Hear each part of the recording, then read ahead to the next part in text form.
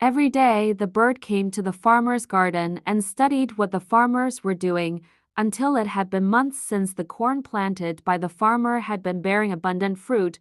The bird also witnessed the farmers eating roasted corn in their garden. Setiap hari si burung datang ke kebun petani dan mempelajari apa yang dikerjakan para petani, hingga sudah berbulan-bulan lamanya jagung yang ditanam Pak Tani sudah berbuah lebat. Si burung juga menyaksikan para petani memakan jagung bakar di kebun mereka.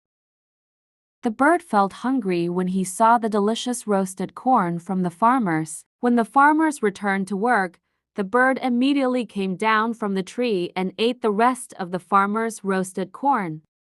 Si burung merasa lapar melihat jagung bakar petani yang lezat itu. Saat para petani kembali bekerja, burung segera turun dari atas pohon dan memakan sisa jagung bakar para petani. Wow, this roasted corn is